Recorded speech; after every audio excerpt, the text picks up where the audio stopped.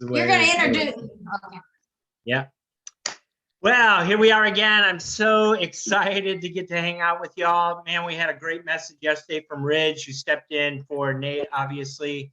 And probably one of the most powerful moments, obviously, was Jackson's testimony for a lot of people, just to hear his story and what he's been through, and how depression affected him. And tonight, I get to hang out with some really smart people on this subject of depression. And talk a little bit further, because as Rich talked about, there's no way to unpack all this. We won't get to unpack all of it, obviously, tonight. But certainly, it's great to get to hear from the professionals and people that deal with this day in, day out on, really how do we walk with somebody through some of the depression, and how do we recognize when it's more than what we can do for them. Maybe it's time for them to seek help, those kind of things. So, but I'm going to turn it over to them. But let me introduce some of the folks on the screen here. We have Beth White, who's just a dear friend and part of the team here. We're just so thankful for her. We have Laura Layton and Rachel Young, who's with us tonight, and as they were with us last week for the anxiety, and just they're so much fun, and I enjoy having them here. They bring so much to this conversation. And then naturally, Dr. Mary and Scott, who, again, have worked in this area, have worked and walked alongside people in this area, and bring so much to this conversation. And then we have Chad Hatmaker with us tonight, who's going to maybe bring a little bit of his story and his own experience with depression to the table. So just a fun night. You're going to love this. And at this point, I'm really going to turn it over to the smart people, and let's hear from them. So, Mary, if you'll just guide us from here, because okay, all right. Well, welcome everyone.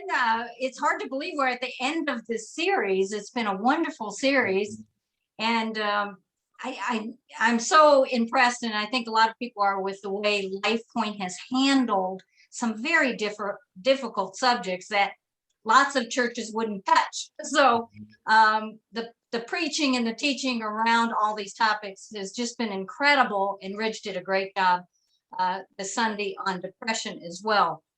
So I even have some neighbors who don't go to LifePoint, and they said, wow, I can't believe your preacher is teaching on those topics. And I said, yes, LifePoint wants people to know about Jesus, wants people to know that church is a place that cares and is a hospital to people who are struggling. So it's interesting to see how the impact that LifePoint's having on the community through this series. It really is interesting. Well, as always, we want to ground this discussion of depression in Scripture. And at least from my perspective, the Bible always has some wonderful things to say about just about anything that we struggle with as human beings. And it certainly addresses this whole issue of depression. And I think one of the greatest ways to talk about it is talk about the parable of the Good Samaritan, right? Most people know this is the most popular parable in the Bible. And what I love about it is that it really says to us, there are some parallels to take a look at today. We as the church and we as Christian people need to take a look at that. And most of us know the story that there was a Jew who was, traveling, going on a traveling trip, and he got taken over by some thieves and beat up and that kind of thing.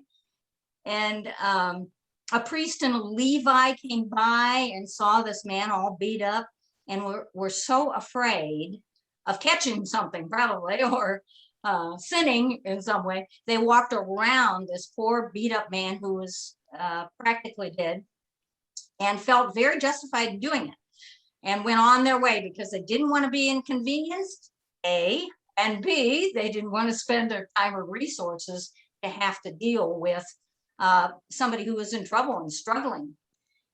So the parallels are real clear for us, right?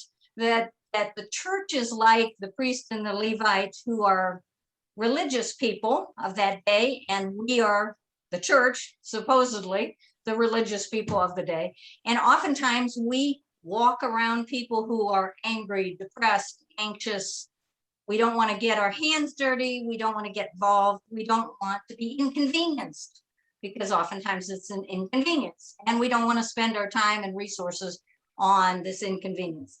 So the parallels are there, and oftentimes we judge as they were judging this person.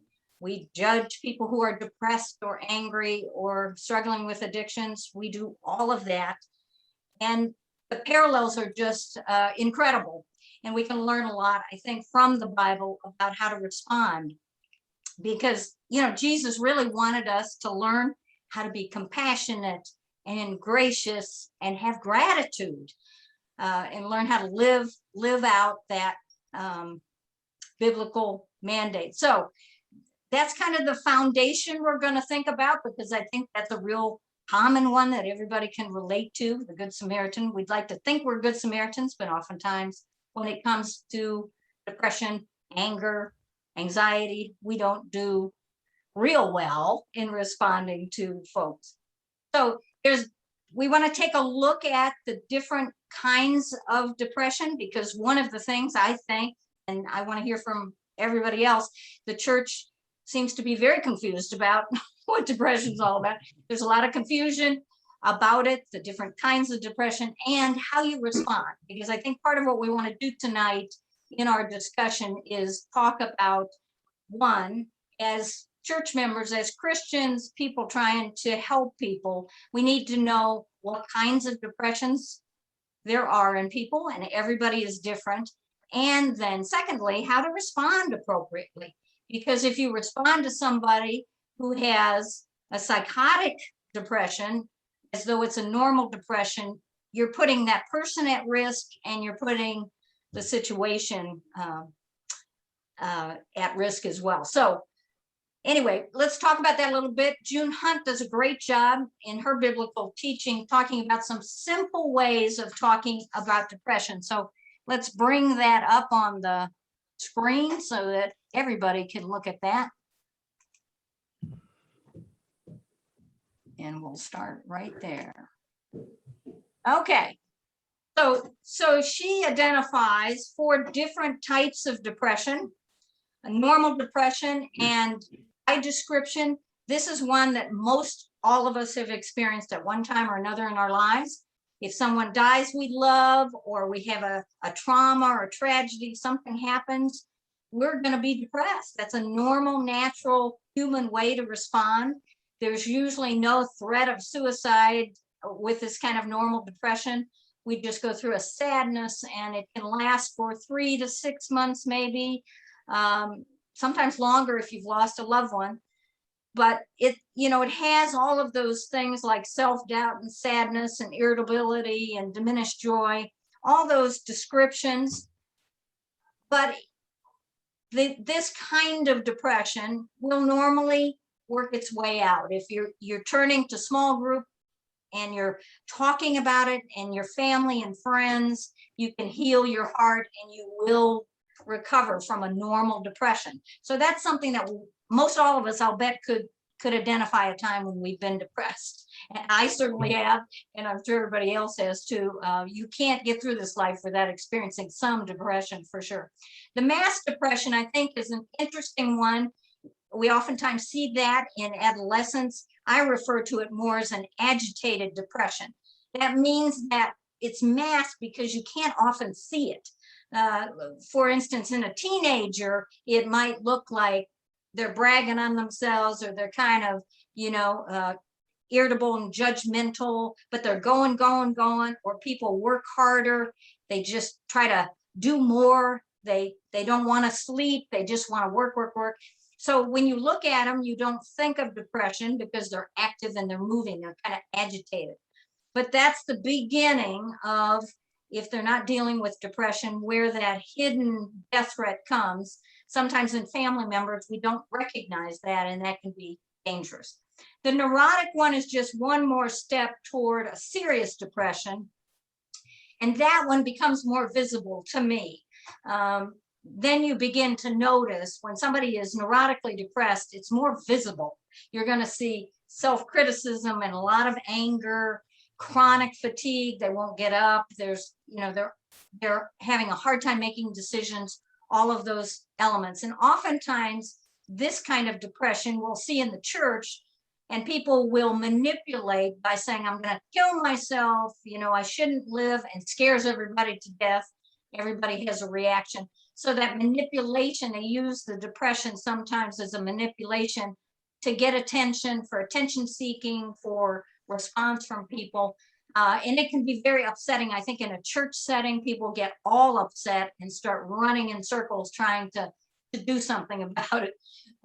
And this one sometimes requires some confrontation, appropriate confrontation, so that that drama doesn't go on in the church and in families. The psychotic depression is one that's genetically and physiologically driven. Oftentimes schizophrenics have psychotic depression. It's very visible. They're almost unable to function oftentimes. And these are the folks who oftentimes will kill themselves if they get a chance, if it gets real bad. So those are kind of the four. It's a simple way to talk about depression without getting too locked up in all of the psychological mumbo jumbo, but it's a helpful way to think about depression, and that depending on what kind of depression someone has, we have a different response to that. So I thought maybe we could, Beth, you could jump in there and maybe share the story about your daughter a little bit and identify which of those depressions confused you or made it difficult for you. Well, Dr. Mary, I did not know when my daughter was struggling with depression when she was a teenager. I didn't know that there were different kinds of depression. And so some of us, as they say, learn through experience, and others of us learn through instruction. And I guess I was learning through experience. I wasn't very well instructed on the different kinds of depression. So early on as a teenager, I did see the masked depression. Okay. But like you said, I wasn't identifying it as depression. I was I was confused. I thought maybe it was just the teen years and it was just transitional and hormones. But then as it went into neurotic depression and some of the things that you mentioned, like Ridge said yesterday in his message, this is a quote from Ridge from yesterday: depression's deceiving. It highlights the negative and it hides God's presence. And so I thought that was a really good way to describe depression. That's a great way to say it. Yeah. Yeah. But basically everything that you just listed, Dr. Mary, was what started to become evident. If you asked her the least little question, she would answer almost very angry. It could be, how was school today? Very heavily critical of herself. Sleep patterns changed. She started to escape through sleep. All the things that you mentioned on that list. Mm-hmm. Yeah, it's scary. The mass depression, I think a lot of teenagers, people miss it in them, and oftentimes family members, because it happens so subtly. It comes on sort of subtly, and they think, oh, well, they're just going through a stage, and it never gets addressed until it gets dangerous. Right. You don't want to overreact and you don't want to underreact. And at that point is when I should have reached out for counsel, but I still thought I was overreacting.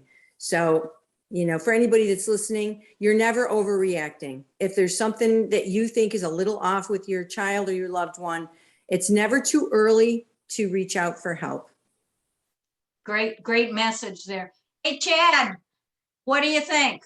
Did people recognize in you that you were depressed when it started coming on, or was that something that they had a hard time recognizing? There were certain people that I was more open with, but in general, I masked it pretty well. Okay.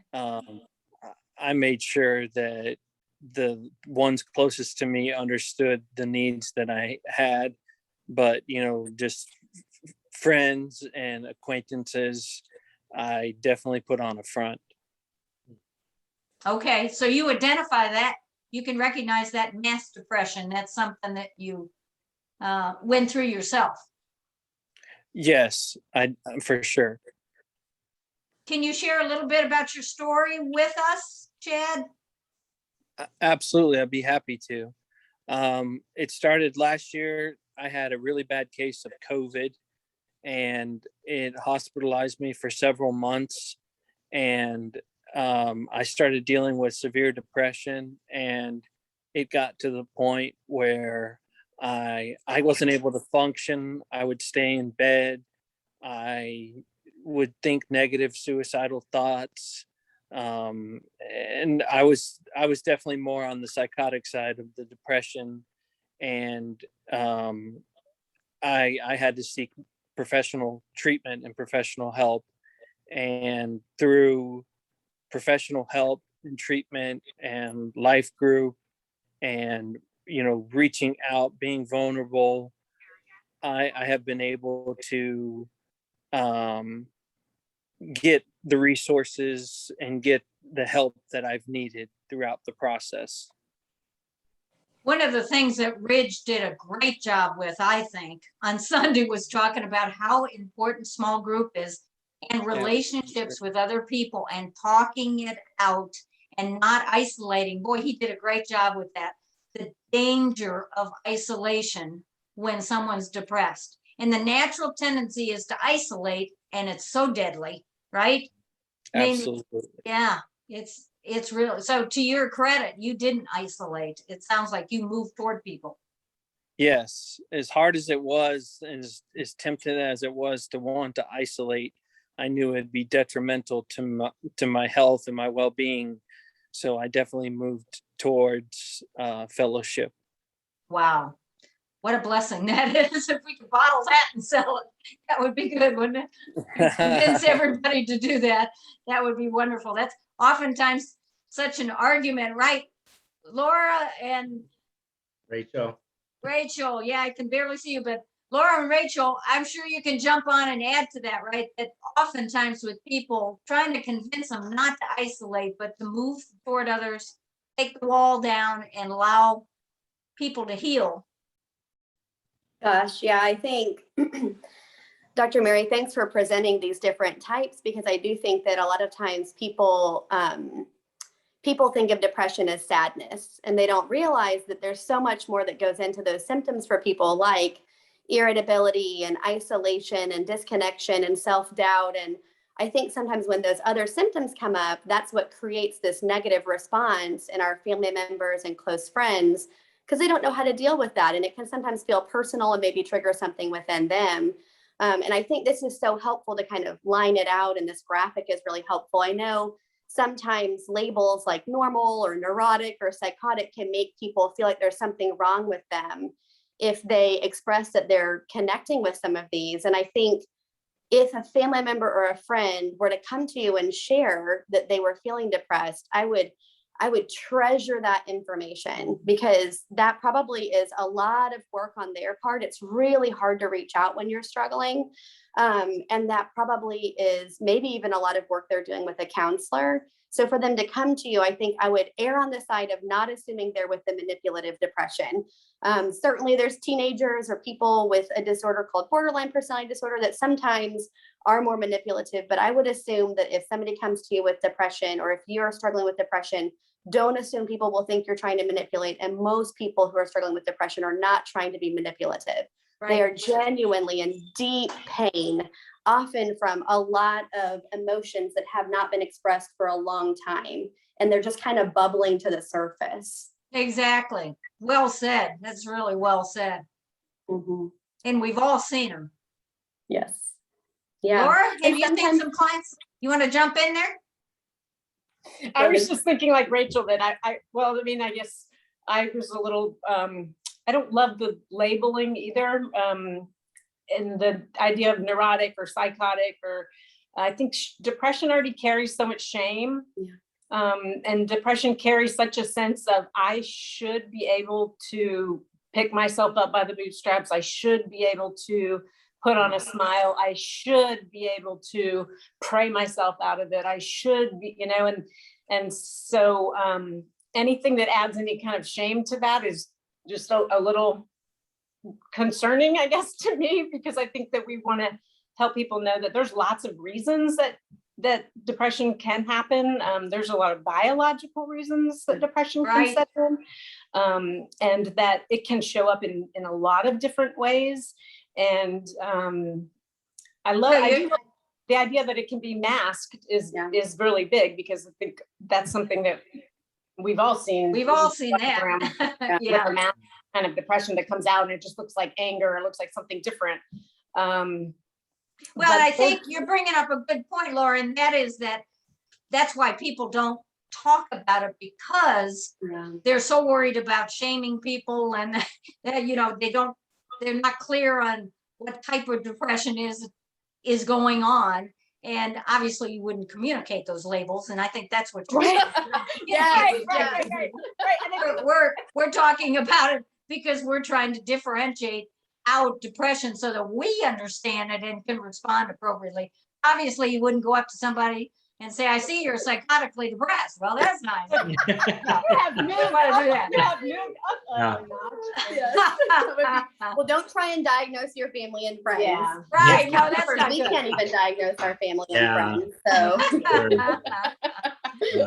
But as Beth was kind of saying, she was very confused about depression and wasn't able to, and I don't want to speak for you, Beth, you can reiterate this, but you weren't able to respond perhaps appropriately because you didn't know there was a difference.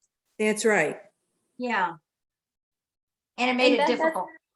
Beth, that is completely understandable, because I think sometimes somebody might start in a space of normal depression, or we don't even know what's triggered it. Like what Chad was sharing. Thank you so much for sharing your story, Chad, because sometimes it's something like that, right? It's something like, I had a virus and my brain is responding poorly to it, and I feel like I should be healed, but really the virus took a lot from me. And then all of a sudden somebody has an illness, a sickness, a life event that maybe a different version of themselves or somebody else wouldn't respond the same way to, but it isn't always explainable. And then all of a sudden it's become a different kind of depression. So for Beth, I mean, it's so easy to miss that, especially with when people are feeling depressed. A lot of times, I mean, you see all the movie stars and comedians that have been depressed. A lot of times the funniest, most vibrant people are actually masking this really deep-seated depression. And it's just hard to see it.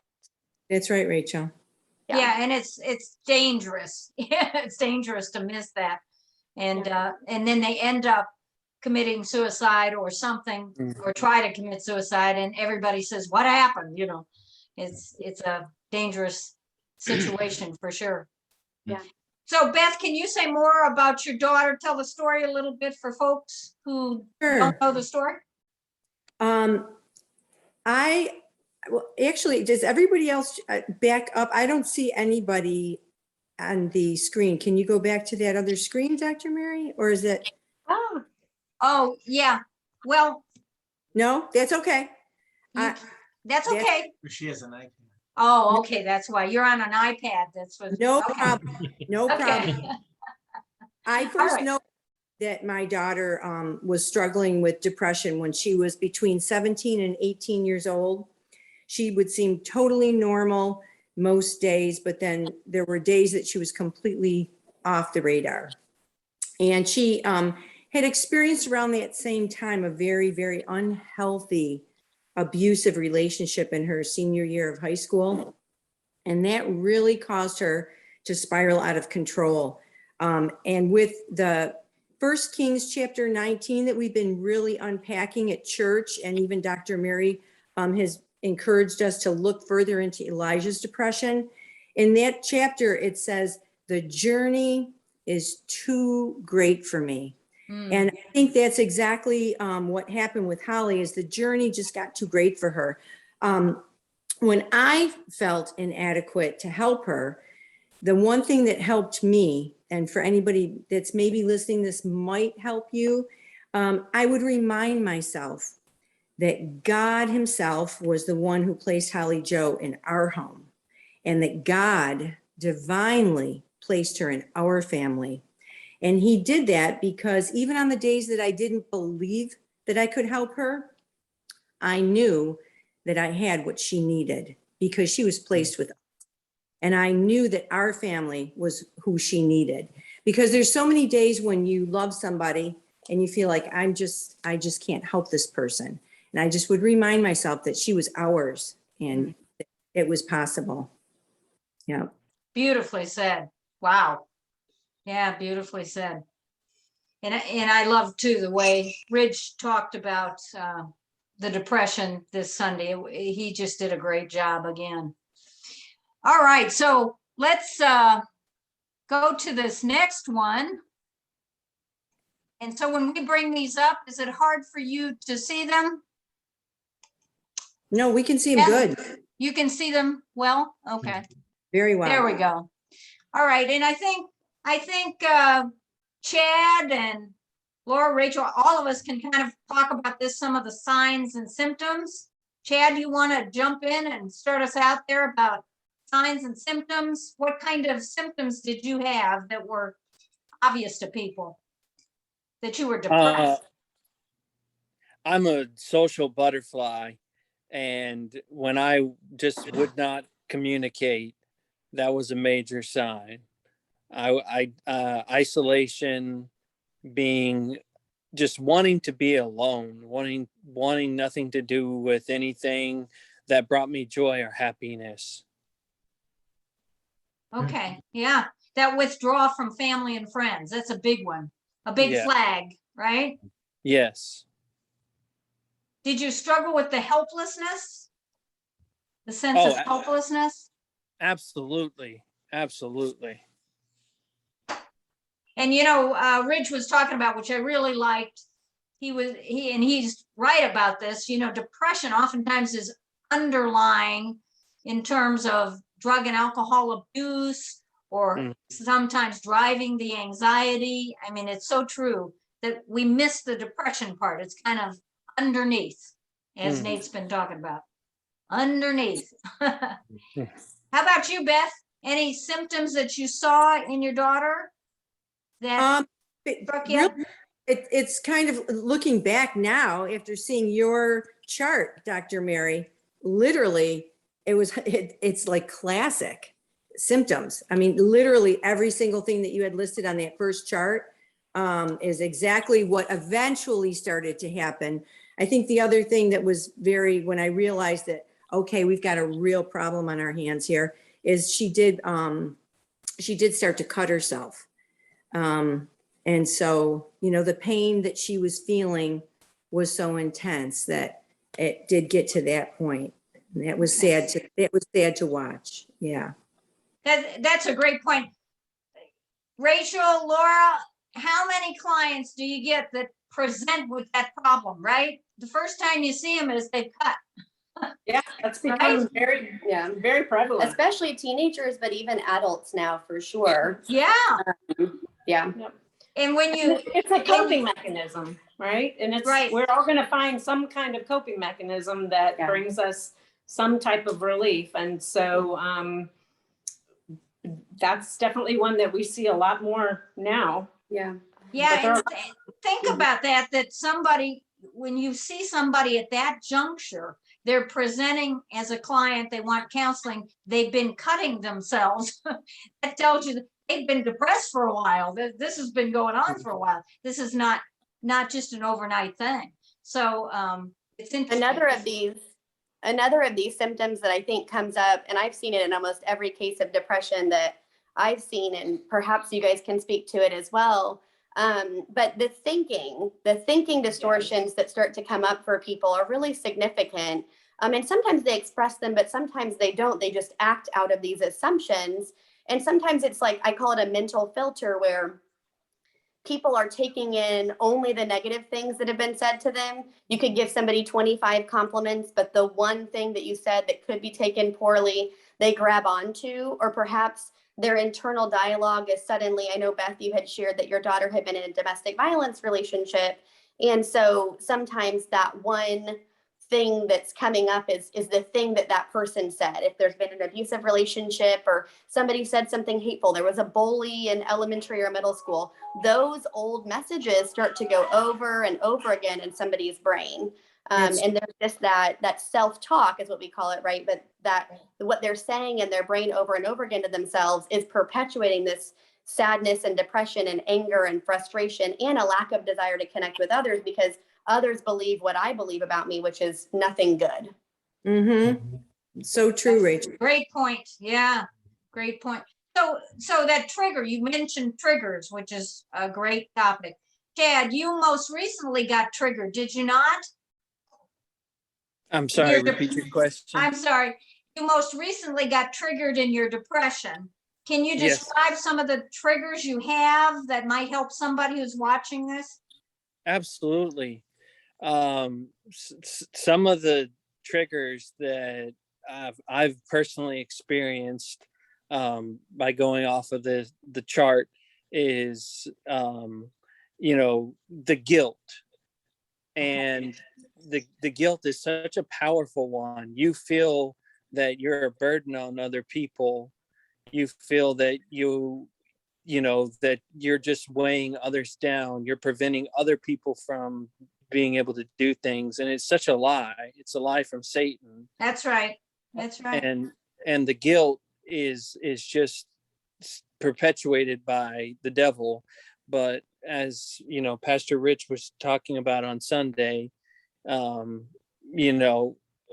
we have to be able to identify, and we have to be able to differentiate the two between what's deception and what's not. Right. And there's the blessing of having somebody to do that with in small group, right?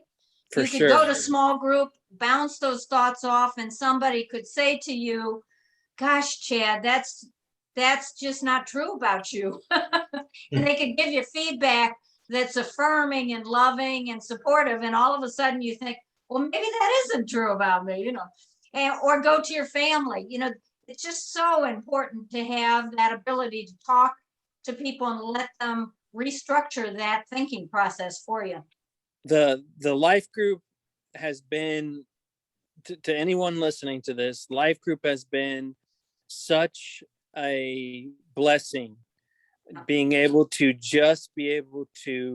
reach out and share what's going on in your life and have them pray over you. There's nothing like that out there. There's no form of therapy that a doctor is going to prescribe that's going to be anything as impactful as that. That is so true. So true. Amen. Agreed. Yay. Yay. Life group. We're a big believer in that. God didn't create us to be isolated, for sure. So Yeah, that's great. Thanks for sharing that, Chad. absolutely. Okay. Now, I think Chad and Scott and a couple of you guys are going to talk about this because this is really important when it comes to the church. Well, as I was listening to everybody, I had thought after thought after thought of my own when I was growing up. What was kind of interesting was way back in the day, we were going through some old pictures, and Mary found a picture of me back in my junior high days. And she just looked at my affect and she said, "You're depressed." And I looked at that picture and I tried to connect the dots as to what life was like back in that time. And I can remember things that, as we were looking at some of those previous slides, I can remember things that would bother me, but I would just stuff it away. And one of the problems that went on was at that time, I didn't reach out. I didn't try to communicate with even close friends. And at the same time, I was so good at masking feelings and thoughts and so on, and not really expressing much. So the opportunity or the stage even wasn't there for folks perhaps to get a conversation going, to try to help me open up in a situation where it didn't appear as though I was ready to, or maybe it was just that I didn't even want to. But there just wasn't a situation going on there. And what was interesting was back in the day, we did have a youth group, but the youth group wasn't so much about people relating to people as it was just about learning the Bible and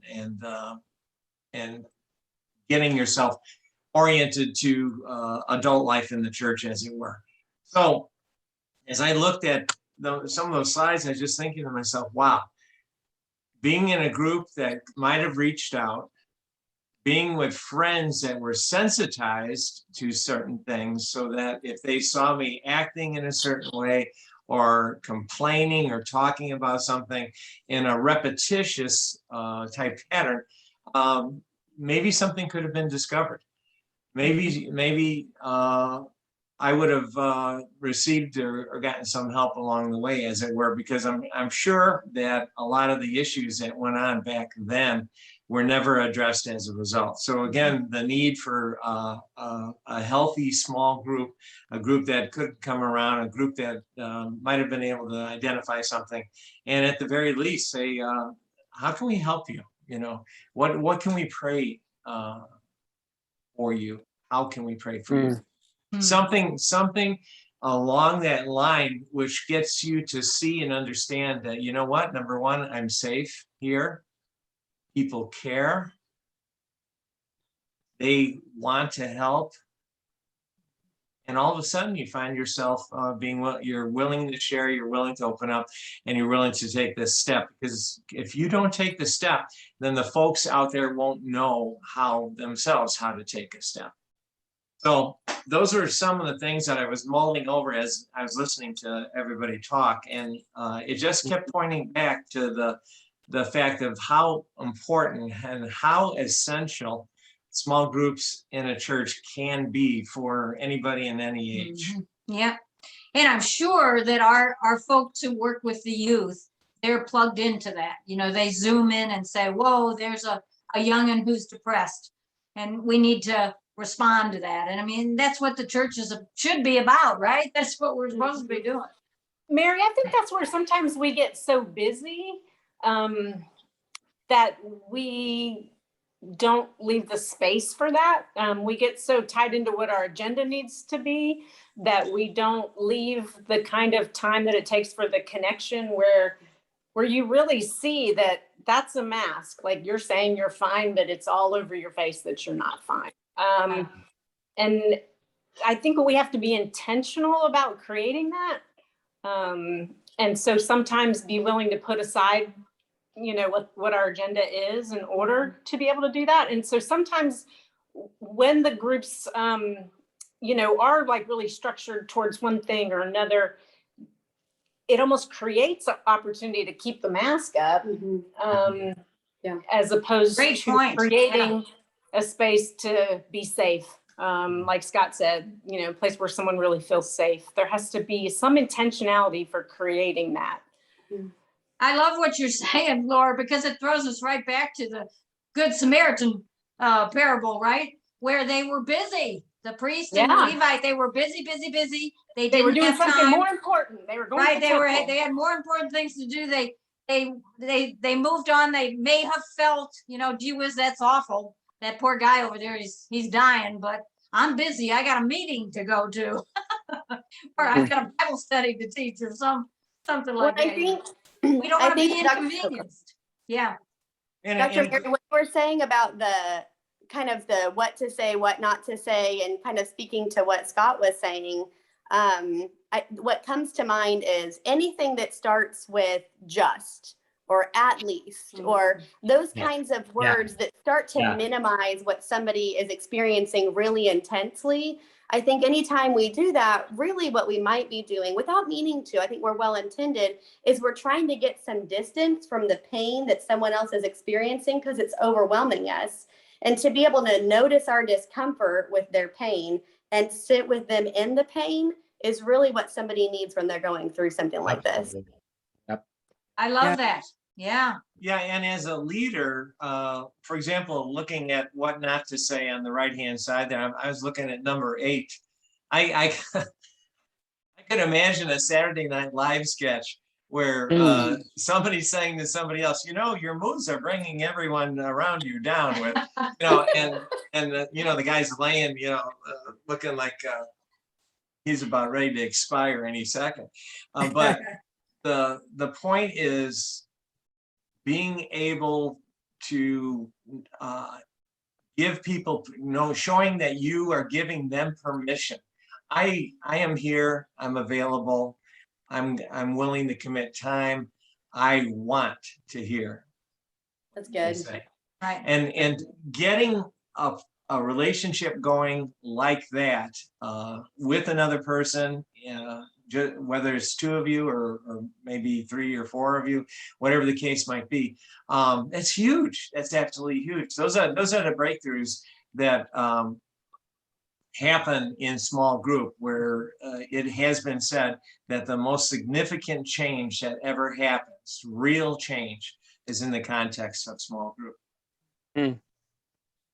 I know in our small group, we are crying together as we, you know, I know Bob knows Frank is struggling with cancer. And so we all come together and sort of cry together when it's so sad and such a struggle, but we're thankful to be together and we comfort each other and hopefully comfort him. I believe we do. And it's just a wonderful feeling I hope for him too, that, and I know it is, that he's not alone. You know, we're there. We can't do much about it, but we love him and we care. And it's and ultimately that's what people need to know, is that they're not alone. They're not a burden. Like Chad said, I love that you said that, because that guilt is such a big part of depression, and that sense of like, I'm not worth making somebody else suffer. So just knowing that somebody is in it with them. oh yeah. Yeah, we all want. I mean, Yeah, none of us want to go through this life alone. like I don't. like number 10 on the left-hand side, that would be an example of giving somebody permission, emotional permission, to open up. For example, it says, I'm sorry that you're in so much pain. I'm not going to leave you. I am going to take care of myself so that you don't need to worry that your pain will hurt me. I love that. So you're basically saying, you know what? I will do my part to stay available emotionally, physically, mentally, spiritually. I'm here with you for the long haul. That's the kind of thing that when people hear, automatically, that's an open door. And that's a good Samaritan response, is it not?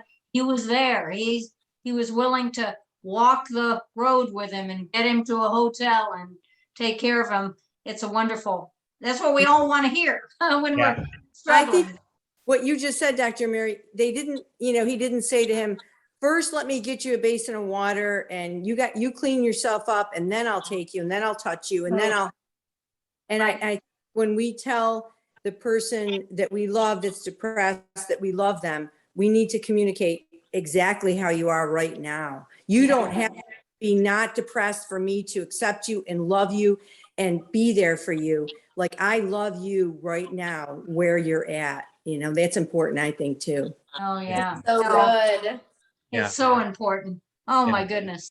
Yeah, Wonderful. I want to go back to what Rachel said too at the beginning of some of this conversation of what not to say. You know, that at least, you know, things like at least, it's not helpful, things like that. And yet I know innocently back in the day that I would say things like that, not meaning anything bad, but you know, with the right intention, just wrong delivery. Right. I think, you know, it is important to really take a look at this what not to say side and recognize those moments. You know, have some chamomile tea. I just love that one at the end. Oh my Lord. Yeah, and sadly, I've heard people say that. You know, it's like, yeah, you know, it worked for me to have some tea. Well, that is not helpful for people. Or I know how you feel is not going to be helpful, because a lot of times you just really don't, and you're trying to do that stuff. So I'm glad that you brought that up, and I really, especially for life group leaders that might be watching this, or you know, really anybody, just being being really attentive to what not to say, because sometimes really the best thing to say is nothing, and just love and hold and be available is really sometimes the least amount of talking you do, sometimes the better. But man, I know I've been caught on that list of what not to say probably at a time in my life. So well, we all have. That's and I love what Laura said about being intentional, and Scott was saying that too. We just have to be more intentional as a church and as Christian folks to try to figure it out and think before we open our mouths, right? sure. Yeah. Oh yeah. Yeah. Okay. I think it's also very a good reason why the church in general needs to, when you're not in these places, when you're not depressed or not anxious or not addicted or all the things that probably everybody is to some extent, when you're in better places, or at some points, we all need to be striving towards a better emotional and mental and spiritual and physical health, because otherwise we cannot be there for each other. Yeah. Right. If I'm maxed out myself, then I don't have the bandwidth for my friend. Exactly. And so as a church in general, and I pray that our small groups are leaning in towards just growing in all of those ways so we can be healthy for each other. Yeah. Absolutely. It's really interesting. I'm just piggybacking on your thought there. As a lot of times the blessing that you are to somebody else ricochets back as a bigger blessing in some way, shape, or form. Whether it's at that point or thereafter, that's the way God's kingdom works. Is that as you extend, you receive. As you give, you receive. You've heard the saying, you can't outgive God, you can't outlove God. We're just being obedient, and in his economy, it works, and it works all the time. You got to give out of his place though, because I do, and I've been myself in a position where I gave and gave and gave, but it wasn't out of the right place. It was out of Laura. Yep. And I cannot give enough Laura to fix anybody. That's right. But I can receive enough Jesus that he can flow through Laura and touch somebody else. And I think that if we can't be in that place of receiving his love ourselves, then we will wear ourselves out by trying to do it out of our own stuff. Yes, Right. I've certainly been guilty of that too. And I think that's the value of small group. One more time, we keep coming back to that, but you go there and you get refueled and comforted yourself if you know how to receive and give. There's kind of a flux and flow there. But I think small group offers all of that if people allow it. I really do think that's the gas station we go to get refilled and reconnected. I don't know how many times when we were doing Celebrate Recovery, we would go to the place, and we felt that there wasn't a lot to give. It's just, we always did it on a Friday night, and the week was just like, but we would start with a prayer and we'd say, Lord, this is going to be about you tonight. It isn't going to be about us. We would hit that door, and all of a sudden there'd be a supernatural infusion of energy and power. And we would see miracles start happening all over the room. And it was like, whoa, just a little while ago, I felt like I had nothing. Yeah. I mean, we were running on empty, and we didn't see a gas station anywhere to be found. But again, in God's economy, he knows that when you lean in faith, he will come through, because again, it's kingdom work, and the work that is really important is the work that he does. Yes. Chad, I'll bet you can attest to that when you go to group, you might come totally empty and leave refueled. Am I right? Absolutely. You feel like I can't take one more step, and then you get there and you're loved on and supported, and you get through that next day. My group alone has helped me to grow in my faith in tremendous ways. Yeah. It's a wonderful thing. Well, Love that. this model kind of addresses what Laura was bringing up before, and that is there are so many aspects to depression. We obviously couldn't cover them all tonight, but it gives you kind of a picture form of all the different aspects of depression and the feed in there. And maybe Beth, you can comment a little bit on some of those and how you felt like you were able to respond to your daughter. Actually, the same thing, that the list that we just went over also, like I said, I was just reacting out of mommy's heart. And so I didn't even know I was following a chart, but I actually ended up, I ended up doing a lot of that stuff. You know, I would just tell her, you know, you're not alone, and I'm going to hope for you until you can hope for yourself. And I love you, and you're important to me, and I'll always be here for you. And I'm sorry for your pain. And, you know, I can't understand really the depth of what you're going through, but if you can just talk a little bit, if you can share just a little bit, it'll give me some more understanding of how to help you. So, you know, it was basically just doing what I knew to do because I loved her so much, and I wanted God to start to maneuver the situation and bring her back, you know? Yeah. It sounds like you did a lot of great things. I mean, you know, not even really realizing where she was at. It sounds like instinctively and naturally you did all the right things.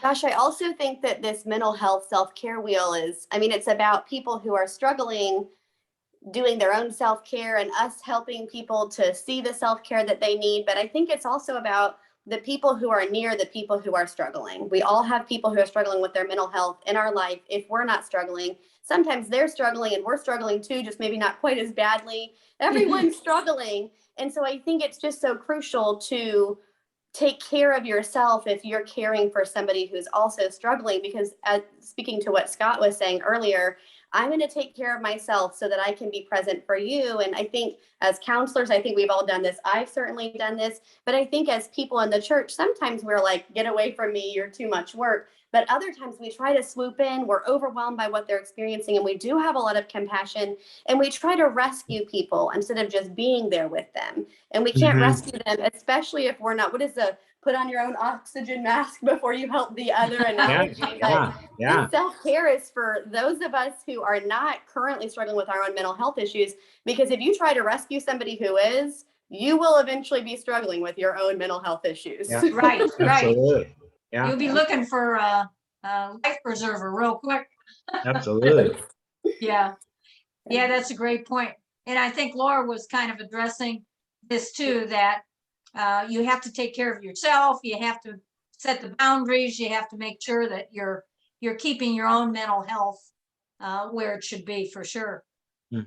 So Chad, where do you feel like you are with all of these issues? Do you feel like you're in a good place at this point in your recovery? I feel like each day is another day where I'm able to grow in my progress.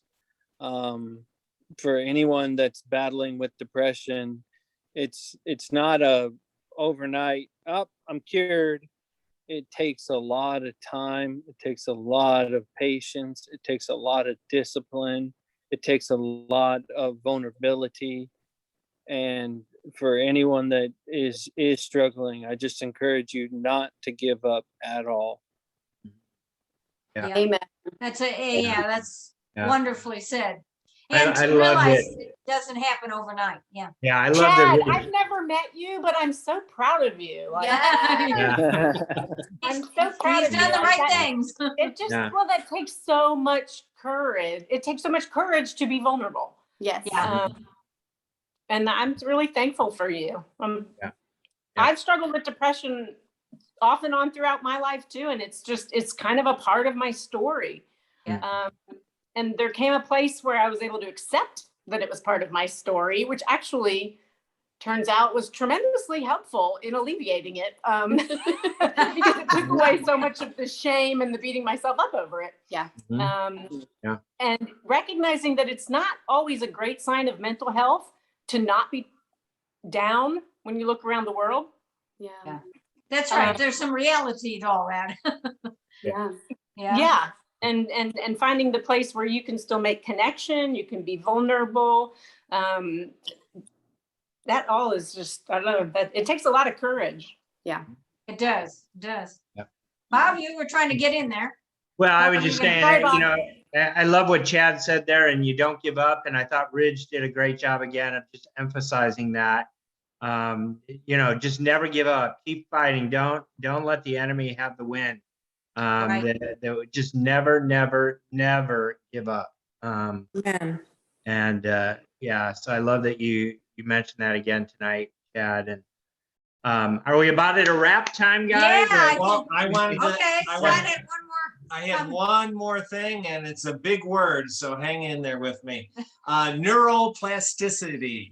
Okay, a lot of you guys are clapping hands in the background. Okay, that's good.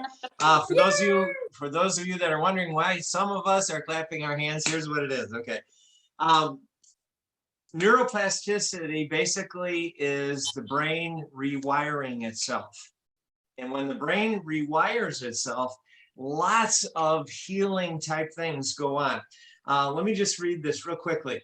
All known therapies for depression stimulate the growth of new nerve cell connections, but the growth of new nerve cell connections is not dependent on antidepressant drugs. Researchers find that there are many ways to bring about neuroplasticity.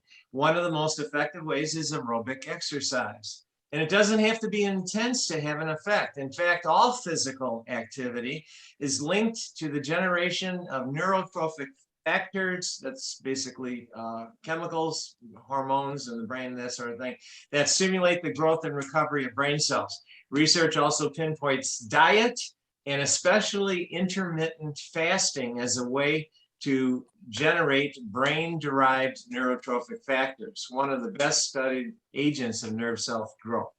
So the point I'm trying to make, Right out of the Bible. the point I'm trying to make is exercise, diet, and even sleep.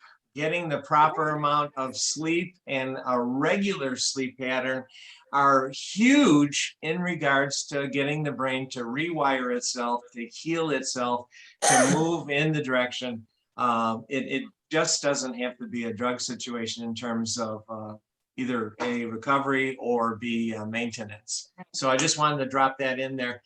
There's a lot more that could be said about neuroplasticity. Yeah, there's tons of great research these days, as you guys know. So, Yeah. All right, I think we've done a good job here. We're wrapping it up. Go ahead, Bob. Well, again, thank you guys. Again, such a big conversation. You did a great job of particularly talking about how do we walk with people through this. And then naturally, you know, what are those things that we can say wrong sometimes, you know, being sure of that, but helping to recognize it all. And then close it with a big word that I don't even know if I can repeat. So, thank you for that last bit. Chad, thank you for sharing your story. Beth, for Thank you, bringing your Chad. story, Thank you. You're very with your welcome. Thank you, daughter Beth. and everything. Thank you. And certainly the experts here and your willingness to bring your knowledge and understanding of this very, very difficult thing. I mean, I could see at times in my life where there was that masked depression. So you don't realize it because you mask it. I use workaholism or things like that to kind of mask those things, busyness. So we all deal with it to some extent, not to over dramatize it, but to simply say it's real, it's out there, and boy, it's if the enemy gets a hold of it, he'll take you in the wrong direction. But fortunately, you guys were able to point to, we get, sometimes need that help through a therapy, a counselor, and then certainly community. Chad's really hit the home run on the importance of moving towards people, moving towards community as a way to be engaged and have others walk with you through this. So again, thank you. That's what Full Life is about for us at LifePoint. And again, what a great opportunity we've had as a church to really talk about something that's in the world, It's what people actually deal with day to day. And in fact, God's word has things to say about it, which is really great too. So He does. guys, thank you so much. I'm going to pray. I haven't done that every time that we've been on, but I feel like great opportunity to pray since this is our last one. Lord Jesus, I thank you so much for your love for us. God, you loved us so much that you gave your only son, that we could have the hope of eternal life with you one day. And yet, God, it doesn't take away the ills of this world, the challenges that we face, the things that confront us. And we have a real enemy too. So God, I pray for anybody listening tonight that it was valuable to them, that maybe they learned some things about themselves. Maybe you're dealing with a loved one who's walking depression right now, and maybe it's going to help you to walk with them through this. But God, I pray that you would go before us in these things, that you would help us to identify those opportunities we have to not just look to you, God, though that's the best thing we could do, but certainly get that help that we need through the help of others and through the professionals that are there and available to us. So God, thank you. Thank you so much for all that you do for us. We love you. Be with us as we go from here tonight. In Jesus' name, amen. Amen. Thank you guys so much. We I pray love for you you. guys. I'm actually gonna miss doing these. We're gonna have to do these again. Aw, we'll 'Cause miss you too. I it's been really great. So I'm getting anxious about not doing them. yeah. I'm I'm sure. mad I'm sure about we'll. it. Rachel and Laura can help you. I'm sure we'll find some reason to do this. This should be an ongoing conversation. So. Yeah, there's a hopefully- million topics we could all Oh, talk about, so right? many more topics Yeah. on this. So, we'll just have to do it for no other reason but to get together sometime. And talk about this stuff. Yay! Yay! All right. Thank Thank you, you, guys. Rachel and Laura. Good Yes. night. Thank you, everybody. Thank you, Lots of Ben. love. Yeah. Thank you, Chad. Thank you. Bye. Thanks, Bob. Bye. Bye. Bye.